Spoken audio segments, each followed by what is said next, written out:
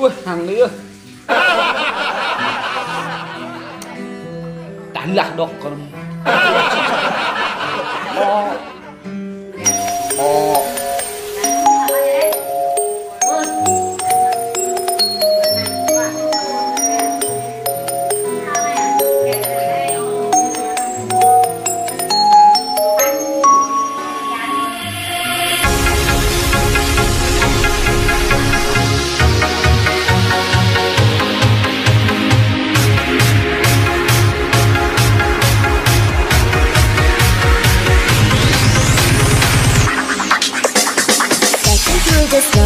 in a one horse open sleigh, through the fields we go, let it all away.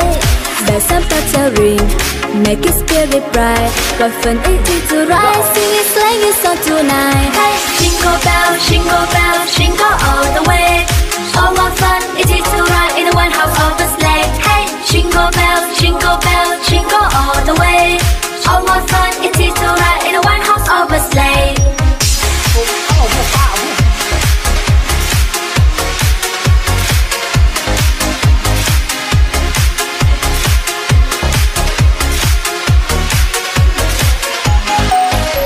Mừng ngày Giáng sinh yên lành, đời mình cùng nắm tay tươi cười, hòa bình đến cho muôn người, cùng cất tiếng ca mừng vui. Mừng ngày Giáng sinh an hòa, mừng hạnh phúc cho muôn nhà, từ thành phố hay miền quê nơi đây vang tiếng hát ca từng mừng. Hey, đêm Noel, ta hãy cùng vui lên.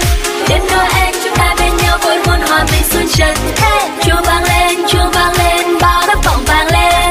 Đêm Noel, vui đêm Noel, ta nhớ chúc nhau câu cười. Phong ping pong, chuông ấm trời thanh thoát. Đêm Noel tiếng chuông như mang bao đưa làn theo ánh sao sáng. Phong ping pong, đêm chúc mừng hạnh phúc. Đêm yên vui, ở đêm yên vui, nghe tiếng chuông vang tim mình. Jingle bell, jingle all the way. Oh, what fun it is to ride in a one horse open sleigh. Hey, jingle bell, jingle all the way. Oh, what fun it is to ride in a one horse open sleigh.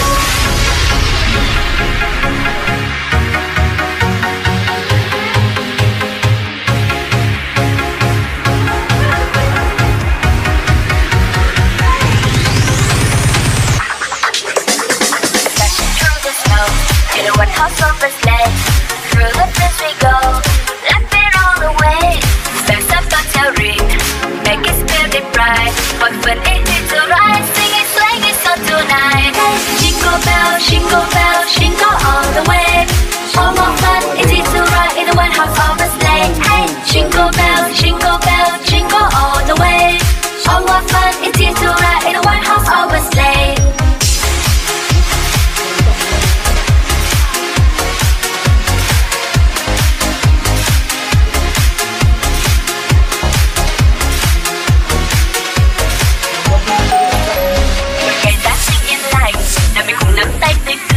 Hòa bình đến cho muôn người, cùng cất tiếng ca mừng vui.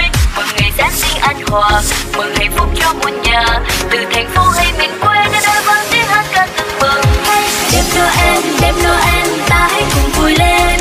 Đêm Noel chúng ta bên nhau vui muôn hòa bình xuân trần. Hey, chuông vang lên, bao đám vọng vang lên. Đêm Noel, vui đêm Noel, ta nhớ chúc nhau câu cười. Phong ping pong, chuông ấm trời thanh thoát. Đêm Noel tiếng chuông như mang bao đưa làn theo ánh sao sáng. Phong ping pong, đêm chúc mừng hạnh phúc. Đêm yên vui, ở đêm yên vui, nghe tiếng chuông vang tim mình. Jingle bell, jingle all the way. Oh, what fun it is to ride in a one horse open sleigh. Hey, jingle bell, jingle all the way. Oh, what fun it is to ride in a one horse open sleigh.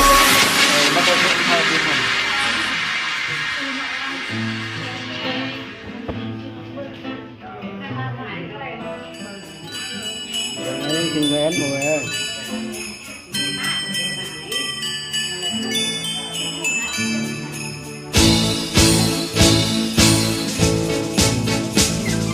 Đêm Noel, ta hãy cùng vui lên. Đêm Noel, đêm ta sinh ở trên bát hòa bình cho trần thế. Đêm Noel, chuông vang lên, chuông giáo đường vang lên.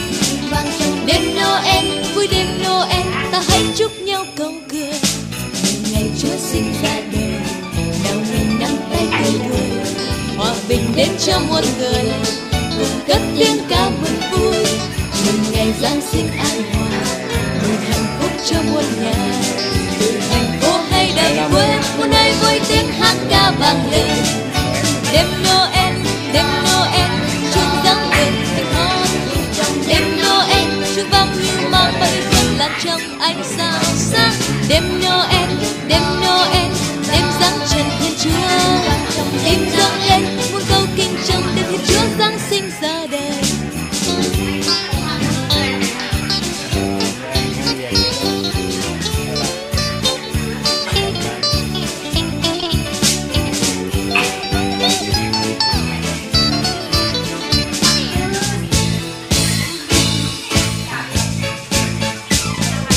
Đêm Noel, ta hãy cùng vui lên.